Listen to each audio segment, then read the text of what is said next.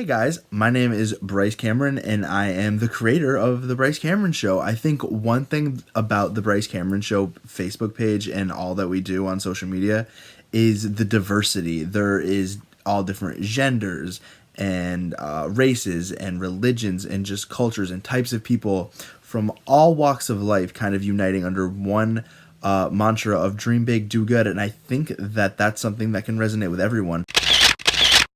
Hi everyone, I'm Leslie Sullivan, and I know Bryce Cameron from an interview that he did with me several months ago on my sobriety journey, which is something that is really important to me. And the interview went great, and we just stayed friends ever since. He's incredibly inspiring, and I love his show. And so when he asked me to be a part of this, I jumped in both feet. I was really excited about it. I'm 50 years old and I'm a recovering alcoholic with 19 months sober. I also suffer from great social anxiety and chronic pain, so every day is a huge struggle for me to get up and go. I am Josephine Spencer. I am from the mid-cities of Texas. I also host 1111 Texas, which is produced by Bryce Cameron. I think what really separates me personally from people is that I can catch what people don't see. That's just me. It's like people throwing slugs at you, or even the small details within dancing or singing or whatever it may be. I catch those details. And I feel like it helps me to read people more, even off my vibes, of course. You know, other than the things I see, you know, I do feel like I can kind of read people, not off the bat, but you know, just by the things that I catch, you know, I can kind of tell what it is or how it is that they kind of are. My biggest goal is to often just get out of my comfort zone and go out and try and meet people, and that would have to be one of the hardest things that I do, because we just recently moved to Korea. My husband's a contract worker, and he's basically been gone for 5 years. So when he got the chance to get a job where I could go with him, we took it. So this is kind of the first time that I've been living with my husband on a continuous basis for 5 years. And it's been going really well, but as you can imagine, it's a huge adjustment for both of us. And we've been married for 18 years. So it's almost like redating all over again and having your honeymoon again. It's really been a fantastic and really brought us together. I am the host of 1111 Texas. It's a great opportunity to be a host, and I'm also featured in whatever else that Bryce has me doing. So you know, this should be fun. As you can tell, this is a part of it. I also am in a dance group. It's called A Touch of Paradise, and I have a couple of performances coming up with the group. Of course, we have a couple of shows coming up, weddings, festivals and whatnot, so it should be fun. And I'm actually trying to work on getting my portfolio done, you know, with modeling. We all have goals, and we all have these major desires to dream big and reach for the stars and go after everything we can. And we also, at our core level, I truly believe that we want to give back to the community, and we want to make a difference and leave a lasting legacy. And I know myself, along with the other three girls, I know that's like one thing that they 100% strive to do. And hopefully the Bryce Cameron Show, it can leave an impact on the world and create the change that we so desperately want to create. I think we are very close to this happening. I really do.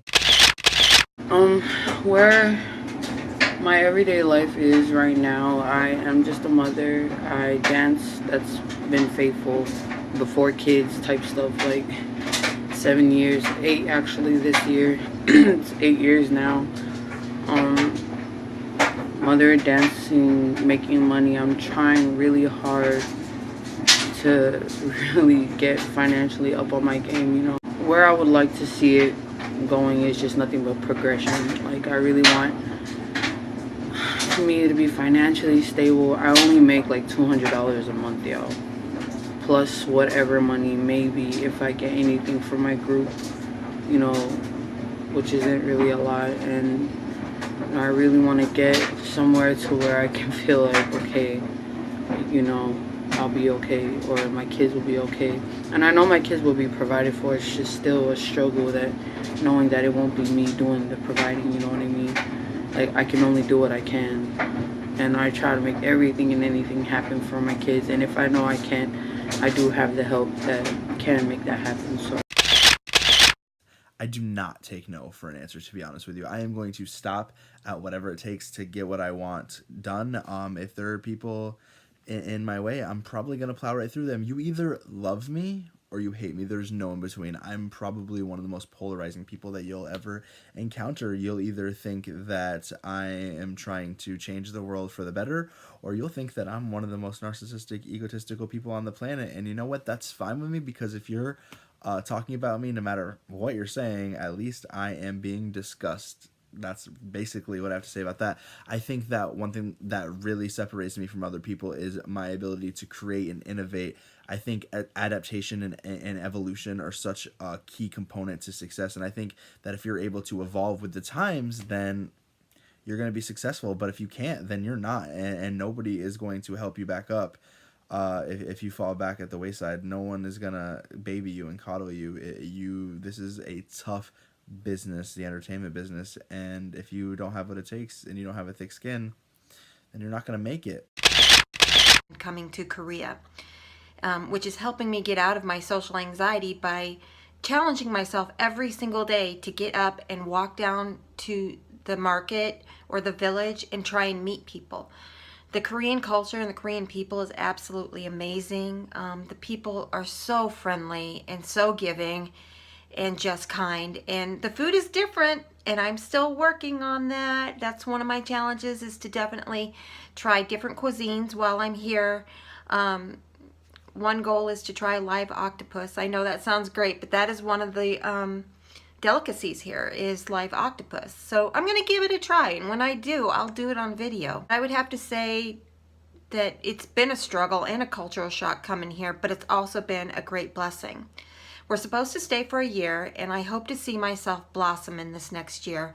Not only continue with my strong faith and build on that, but build relationships, learn new languages, eat new foods, and maybe in a year be a brand new flower, grown with so much cultural additions and life experiences that I can share with people, rather than hibernating and hiding out. I feel like I need to get out and blossom, and that's my goal. And I'm so happy to be here and be a part of this. And thank you, and God bless. like this past week, I just got out of a 3-year relationship, and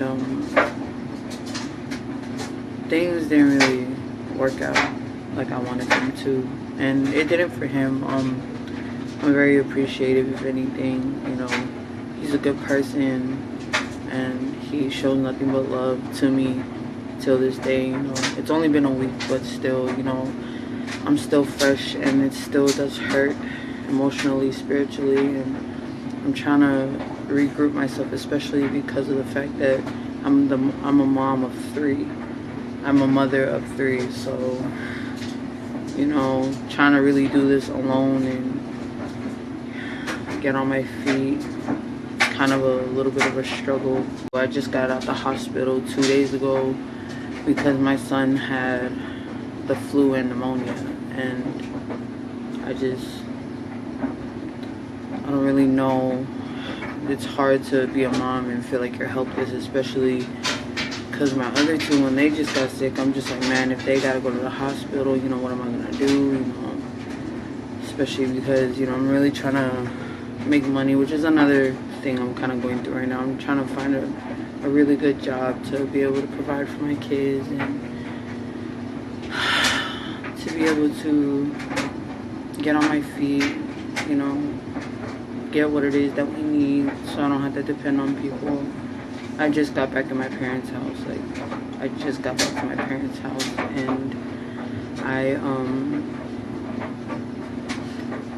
I have one main thing that I keep really hidden from a lot of people that has held me since day one, and I'm gonna keep that a surprise, but I'm gonna open it eventually to when it finally comes to pass. I'll be able to speak upon it.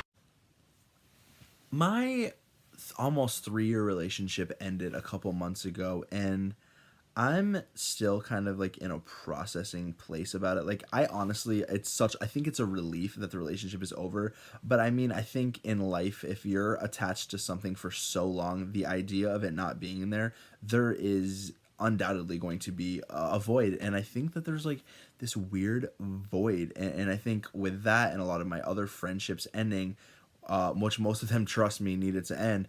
But it's like I'm still searching for something. I don't know what that is, to be honest. I'm not quite sure what that is yet. And I'm actually a part of this like group therapy thing that I go to, and this like this group about feelings. And I think I'm like starting to uncover the root of what that void could be about. But I mean, right now I'm just trying to live my most authentic life and trying to just continue climbing the ladder of success. So I'm like left with a lot of time to like reflect and stuff like that. And that's basically my daily life. Like, I have such a routine. Other than that, like, I love hanging out with my best friend Alyssa. I like my hanging out with my grandparents. I really do. I think those people are like what center me and ground me. And I think that that's something that like everyone needs in their life, to be honest.